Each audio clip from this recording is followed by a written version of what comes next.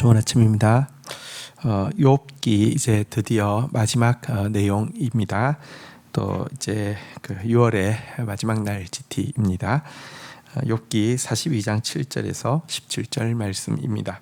7절 여호와께서 욥에게 이 말씀을 하신 후에 여호와께서 대만 사람 엘리바스에게 이르되 내가 너와 내 두 친구에게 노하나니 이는 너희가 나를 가리켜 말한 것이 내 종 욥의 말같이 옳지 못함이니라. 8절 그런즉 너희는 수소 7과 순양 7을 가지고 내 종 욥에게 가서 너희를 위하여 번제를 드리라. 내 종 욥이 너희를 위하여 기도할 것인즉 내가 그를 기쁘게 받으리니 너희가 우매한 만큼 너희에게 갚지 아니하리라. 이는 너희가 나를 가리켜 말한 것이 내 종 욥의 말같이 옳지 못함이니라. 자, 하나님께서 욥에게 말씀하실 때에 욥이 하나님 앞에서 진실한 신뢰와 진실한 회개로 서게 되자 이제 하나님께서 모든 것이 끝이 났다고 하시면서 이 시련의 시간에 사실은 육신으로 당한 모든 시련보다 더 혹독한 시련이 그 친구들의 말로 인한 시련이었잖아요, 그죠? 그 세 친구에 대해서 하나님께서는 너희들의 말이 이렇게 우매하고 정당하지 못한 말로서 욥에게 언어로 범죄를 행한 일이라고 이야기하면서 이제 그 욥 앞에서 욥의 중보자로서의 그 이제 중보를 받기 위해서 용서의 중보를 받기 위해서 번제를 하나님 앞에 드리라고 요구를 하고 있습니다. 그런데 하나님께서 요구하신 번제물인 수소 7과 순양 7은요, 이 세 사람의 이렇게 죄에 대한 속죄제 제물로 생각하면 사실 이제 후대에 이제 제사법이 완비되었을 때 나온 속죄제의 제사, 속건제의 제사에 비해서 상당히 큰 것임을 알게 됩니다. 그렇다고 하면 그들이 욥에게 하나님의 이름으로 범한 말의 언어의 범죄가 얼마나 큰 것인지를 하나님께서 이렇게 그 판결하고 있는 내용이라고 할 수 있습니다. 빌닷은 어떤 영적인 체험에 근거해서 엘리바스는 영적인 체험에 근거해서 욥을 하나님의 이름으로 정죄하였고요. 또 빌닷은 사람들의 전통을 가지고 욥을 정죄하였고요. 또 소발은 자기 확신을 가지고 하나님의 뜻을 왜곡하여 욥을 심하게 정죄했는데요. 이것에 대해서 하나님께서 이제 욥이 너희를 위해서 중보하고 해야지 내가 너희들이 행한 그 악한 말에 대해서 그대로 받지 않게 할 것이다라고 하면서 이렇게 하나님 앞에 번제를 드리게 한 이 본문에서 하나님께서 지금 이제 욥의 그 억울함을 풀어주고 계신 것을 보게 됩니다. 자, 이렇게 되자요. 9절 이에 대만 사람 엘리바스와 수아 사람 빌닷과 나아마 사람 소발이 가서 여호와께서 자기에게 명하신 대로 행하니라. 여호와께서 욥을 기쁘게 받으셨더라. 10절 욥이 그의 친구들을 위하여 기도할 때 여호와께서 욥의 공경을 돌이키시고 여호와께서 욥에게 이전 모든 소유보다 갑절이나 주신지라. 11절 이에 그의 모든 형제와 자매와 이전에 알던 이들이 다 와서 그 집에서 그와 함께 음식을 먹고 여호와께서 그에게 내리신 모든 재앙에 관하여 그를 위로하여 슬퍼하며 위로하고 각각 캐시타 하나씩과 금고리 하나씩을 주었더라. 자, 이 세 친구는 어쨌든 하나님의 이 어미하신 명령 앞에서 욥 앞에서 진심으로 이렇게 그 사죄를 표현하면서 욥의 중보를 통하여서 용서받기를 이제 간구하며 나아왔고요.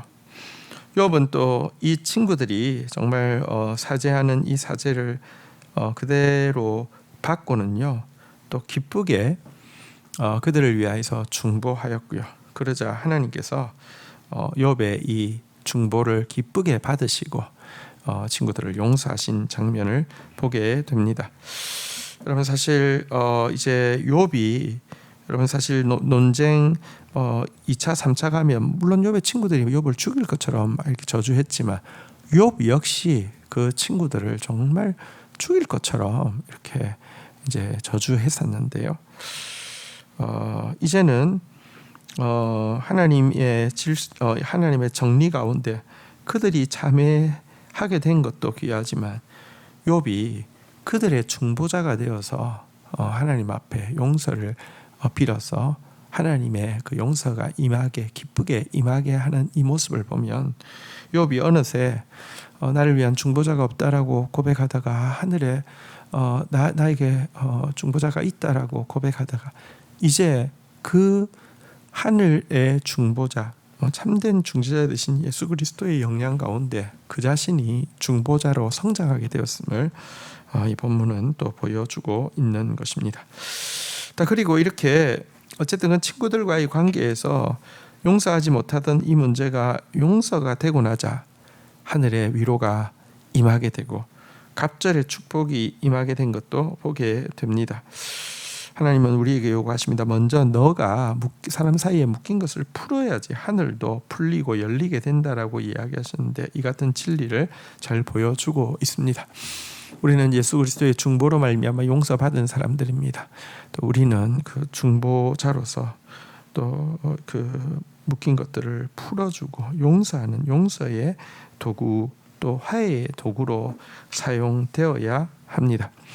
자, 한편 앞에서 보면 그 친구들을 책망할 때 욥을 4차례나 하나님은 내 종이라고 이렇게 이야기하고 있음을 보게 됩니다.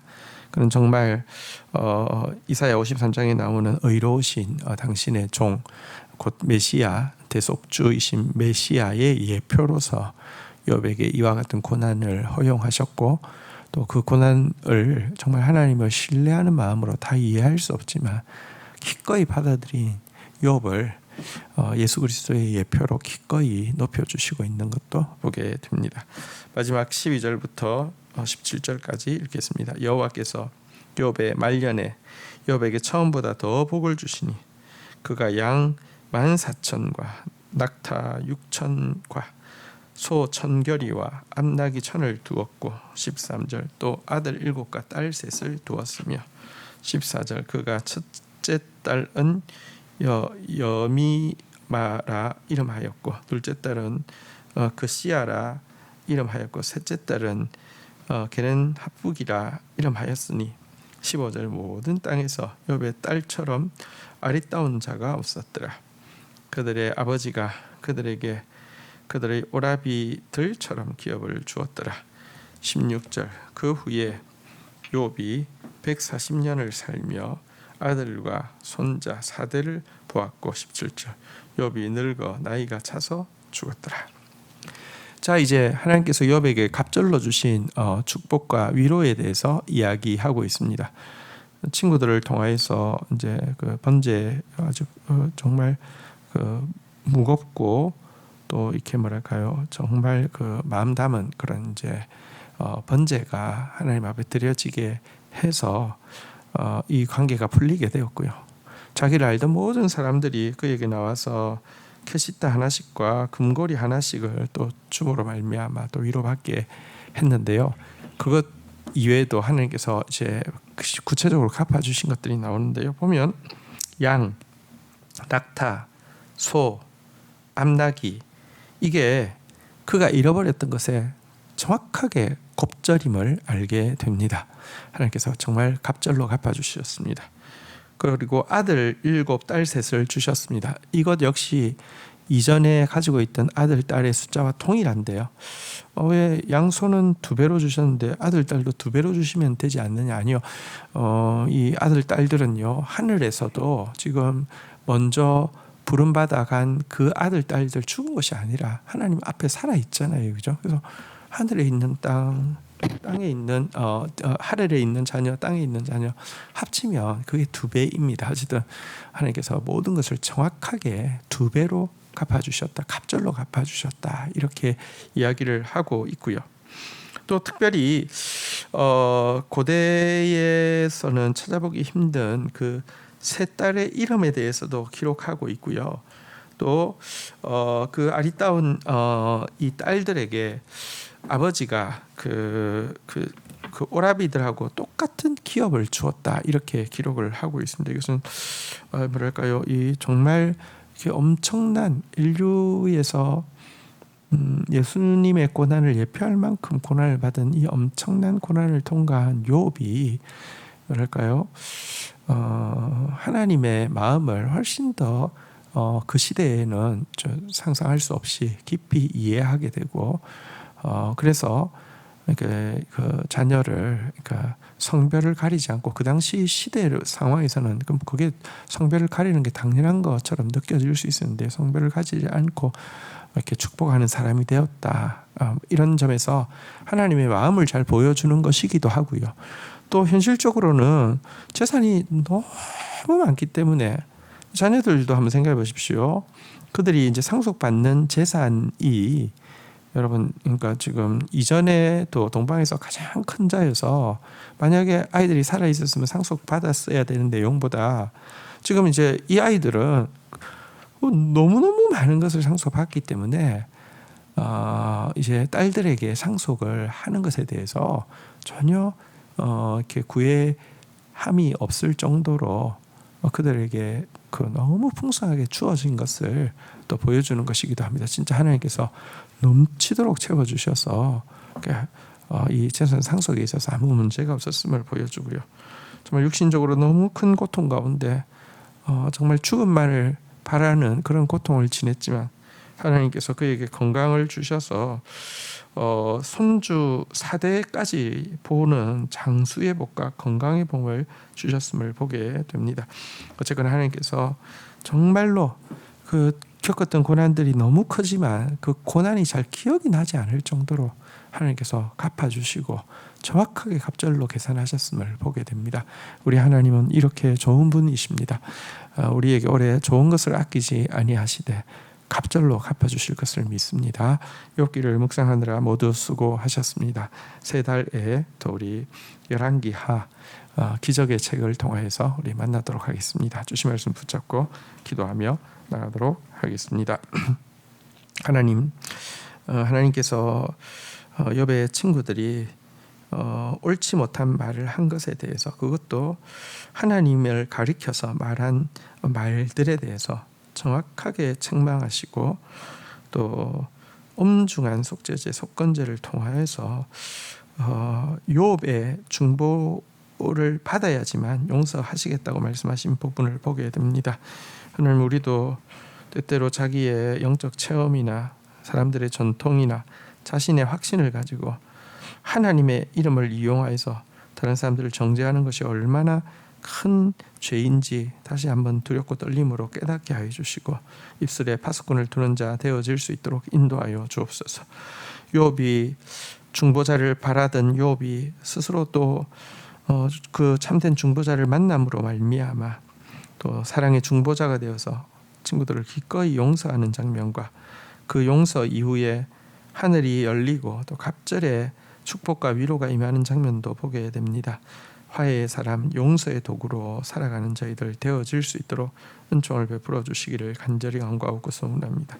욥이 받은 고난이 적지 않지만 정말 하나님의 종으로서 그 고난을 감당하고 예수 그리스도의 작은 예표로서 그 고난을 감당했을 때 감당한 고난이 기억나지 않을 만큼 모든 것에서 갑절로 갚아주시고 채워주셨음을 보게 됩니다.